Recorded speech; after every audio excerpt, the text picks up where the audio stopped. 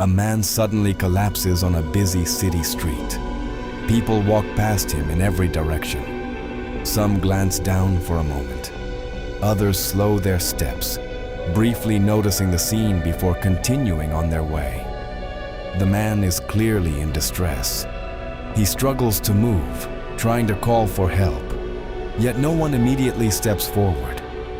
Everyone seems to assume that someone else will act first. Seconds pass, then more seconds, and the crowd keeps moving. Why do people sometimes ignore emergencies even when help is clearly needed? Psychologists call this strange and disturbing behavior the bystander effect. In 1964, a tragic event shocked the public in New York City. A young woman named Kitty Genovese was attacked outside her apartment building late at night. According to early reports, dozens of people in nearby apartments heard her cries for help. Lights turned on in several windows. Some witnesses even looked outside. But very few people contacted the police immediately. The story spread rapidly through newspapers across the United States. Many readers asked the same disturbing question. How could so many people witness an emergency and still fail to act? The story of Kitty Genovese quickly captured the attention of psychologists. Two researchers in particular became deeply interested in the case. Their names were John Darley and Bib Latani. They believed that the presence of other people might influence how individuals respond during emergencies. Most people assume that having more witnesses should increase the chance that someone will help. But Darley and Latane suspected something very different might be happening. They wondered if being surrounded by others might actually reduce a person's sense of responsibility. To explore this idea, they decided to design a series of controlled psychological experiments. The researchers invited college students to participate in what appeared to be a simple group discussion. Each participant was placed alone in a small room. A microphone allowed them to communicate with other participants through an intercom system. They were told that several other students were also taking part in the discussion. However, the participants could not see each other. They could only hear voices through the speaker. What the participants did not know was that most of those voices were recordings prepared by the researchers. The entire situation had been carefully designed to create a realistic but controlled emergency. At first, everything seemed completely normal. Participants took turns speaking about personal experiences in college. Each person shared short stories about stress, friendships, and academic challenges. The conversation moved slowly from one speaker to the next. Nothing unusual seemed to be happening. The participants believed they were simply part of a psychology discussion. But the researchers were waiting for the right moment. Soon, the calm conversation would suddenly turn into something much more serious. During the discussion, one of the speakers suddenly began to sound nervous. His voice became hesitant and uneven. He explained that he sometimes suffered from seizures. As he continued speaking, his breathing grew heavier. Then he began to stutter. His sentences became harder to understand. Finally, he cried out in panic, saying he was about to have a seizure and needed help. Moments later, the microphone went silent. For the participants sitting alone in the room, the situation now felt urgent and real. Someone appeared to be in serious danger.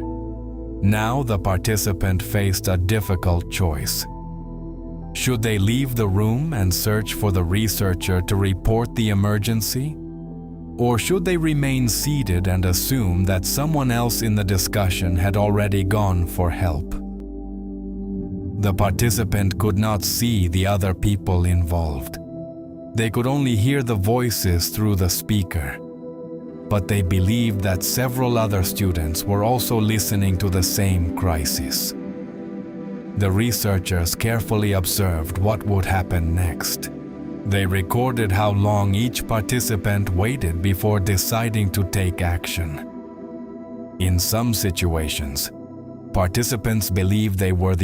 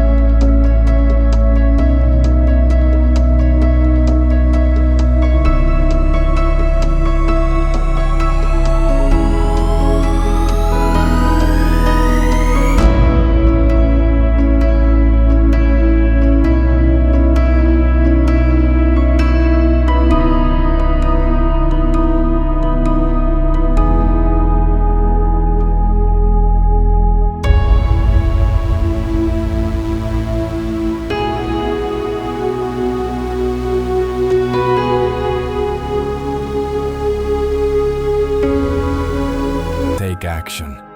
Individuals often hesitate. They wait to see what others will do first. But when everyone thinks the same way, no one may step forward at all. In emergencies, this hesitation can delay help during the moments when it is needed most. Darley and Latane use these findings to describe a powerful psychological phenomenon. They called it the bystander effect. The term refers to the tendency for individuals to be less likely to help when other witnesses are present. The larger the group, the weaker each person's sense of responsibility may become. Ironically, being surrounded by people does not always increase safety. In some cases, it can reduce the chance that anyone will take immediate action. The bystander effect has been observed in many real-life situations. It can appear during accidents in crowded cities. It can happen in public transportation stations or busy shopping areas. People may assume that someone else has already called for help, or they may wait for another person to react first. Often, this hesitation happens without conscious intention. Most people do not realize they are being influenced by the presence of the crowd around them. The bystander effect reveals something uncomfortable about human behavior. In groups, people often look to others before deciding how to respond. But emergencies rarely give us time to wait. Sometimes the most important action is simply being the first person to step forward. One person making a decision can break the silence of the entire crowd, which leaves us with an important question. If you were standing among dozens of witnesses and someone suddenly needed help, would you be the person who acted first? Or would you wait for someone else to do it?